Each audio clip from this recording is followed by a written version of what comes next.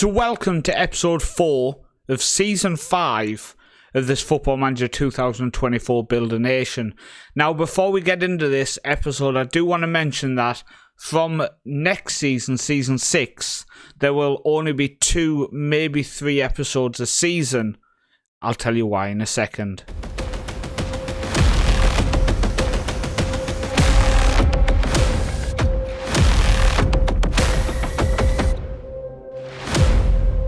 So, from January, I am going to become a father again. Our daughter is going to be born in January, and baby due, busy time, etc. I don't have time to do 6 or 7 videos per season. And currently I've been putting out 6 to 7 videos a week, and that's going to go down to 2 or 3. I am going to put more time into editing, so hopefully you will notice from January a big difference in the editing quality in videos, maybe some more background footage, etc. put into the episodes. I will still do live comms in the mid-season and end-of-season review videos. Then hopefully we do have the odd European game, etc. in there, and league games, cup games, etc. But there will still be live comms. It won't be like the Faroe Islands one, which just never had any live comms. I will make sure we do have live comms in them videos. So, in the last episode, we played Panathinaikos, and after that, we were due to play Östersund. So let's have a look and see how that went. I've gone for that very professional cover again, which I used in another video. So a 1-1 draw at home against Östersund with Ursal on the score sheet for us had me a little bit worried, but then we travelled to the away game and we got a 4-1 victory. We beat Östersund 4-1 away from home. And the dream of getting to the group stage continued. So Knapskog, Larsen, Berisha and Nazir on the score sheet.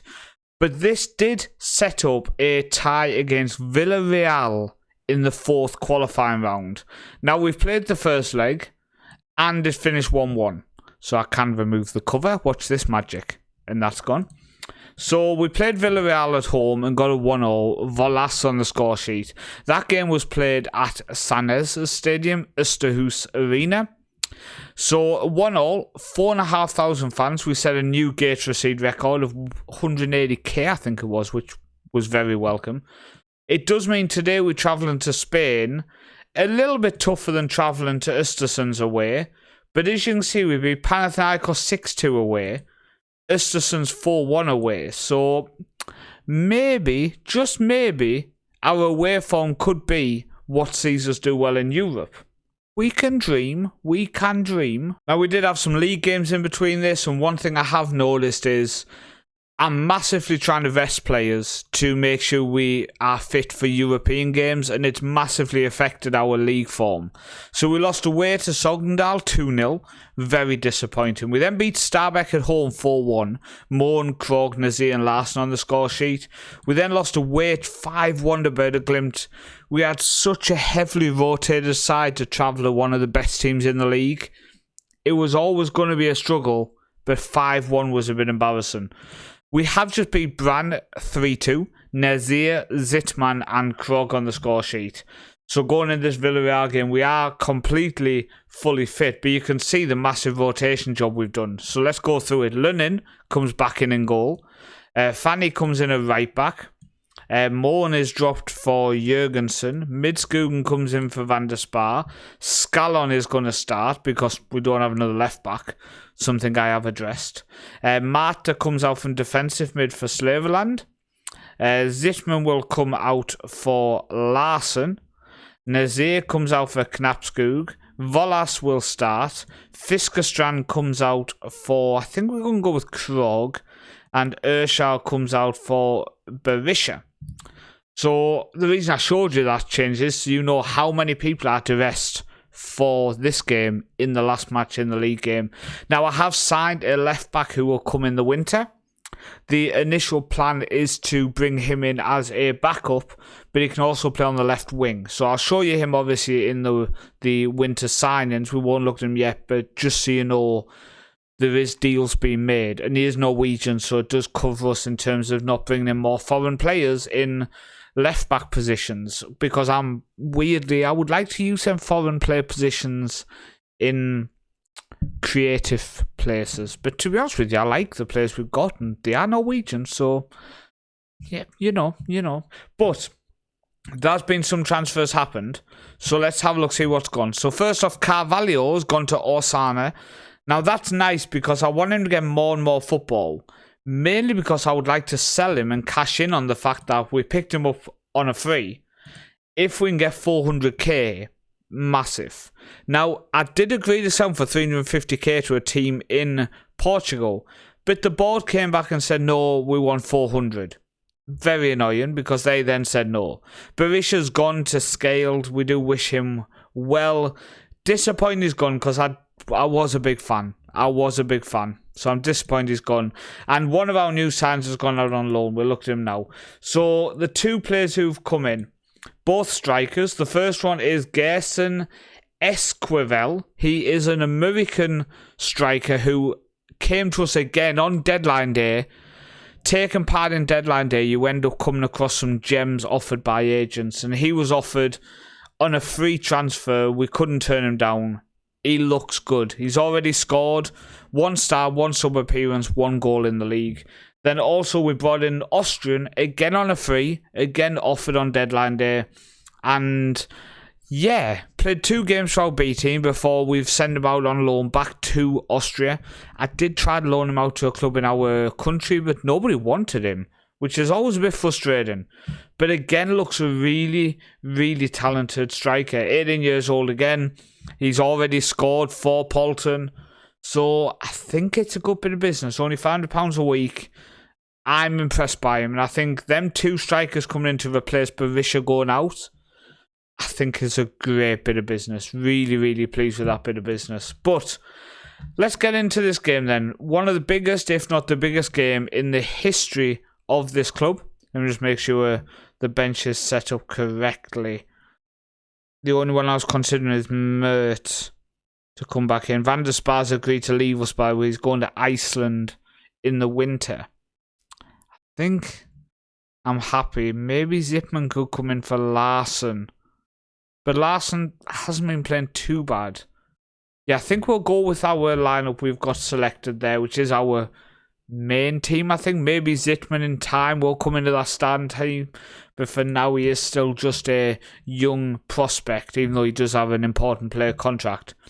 So Lunin in goal, Skallen, Midskogen, Jurgensen, Fanny, Slaveland, Larsen, Knapskog, Krog, Volas and Berisha. And then they play in a 4-2-3-1 with some big players who are on a lot more money than our squad. So let's get into it. Is this our final game in Europe this season? Or are we taking Eggersons to the Europa Conference League group stage? If we do, we must be up there as one of the favourites, even though we're a Norwegian side, after knocking out Villarreal. We must be. But it's going to be tough. 1-1 home leg. Away from home now against such a big club. I don't know how this is going to go. The first highlight then. Villarreal down the left-hand side. Macon, they go back to central defence who are just inside our half. They pass around, get out to the right-hand wing now. Second touch ball in, low, cleared by Jurgensen. Left-footed clearance out to the wing. But they come straight back to us. Central defender now for Villarreal. Goes forward into midfield, back into defence, just inside our half. Goes all the way back to the goalkeeper, so we did push them back. But they do play forward again. They are now just inside our half. Midfield has it, Maicon. Forward to Lacoste. Goes back into defence. It's a long highlight with nothing happening yet. They're now down the right-hand side with Soppy. Soppy hits the byline, puts it back post, headed over the bar. I'm going to just give the encourage shout. See if we can motivate our players. What's Widdig? Like, what's that supposed to be? What's in the... Like, I'm on the away one here. I would like more away information, please. Like, be able to actually look at something. Right, Zubeda goes forward to Kajuste. Goes out to the left-hand side. Akhomach driving forward. Does he get a ball in? No, we've double pressed him there. We've push them back into midfield. They're on the edge of the box now, into the box now, and it is Villarreal 1, Egerson's 0, 2-1 on aggregate now to Villarreal. This is the issue. I think out of all of the games we could have got in the final qualifying round, surely Villarreal are up there as the hardest.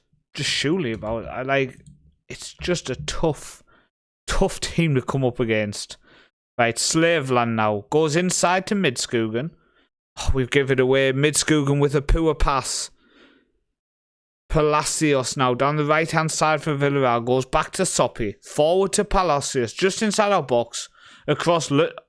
Oh, we don't get it away. It's 2-0. Unfortunately, we are going to have to go attacking now, which is something I really didn't want to do. Away from home, it could open this game up massively. Oh, jeez, that was a sneeze.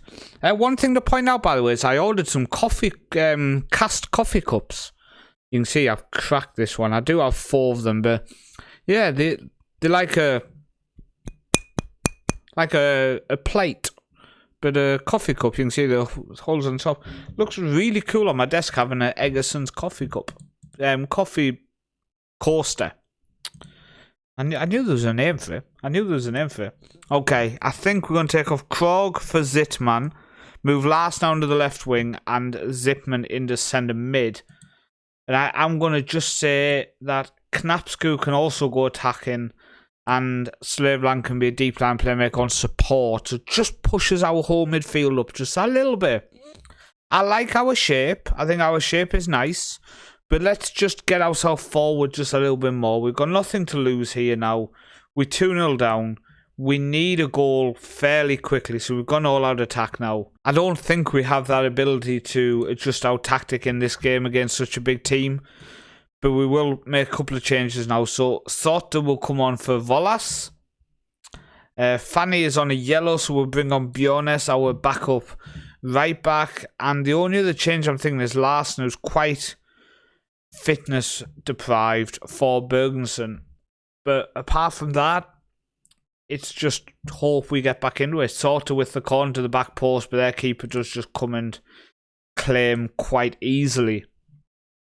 Jurgensen is their goalkeeper. So they play out, so they do roll it out to the goalkeeper. Sorry, to the defender from the goalkeeper. They go into midfield. Can we win it back? We don't.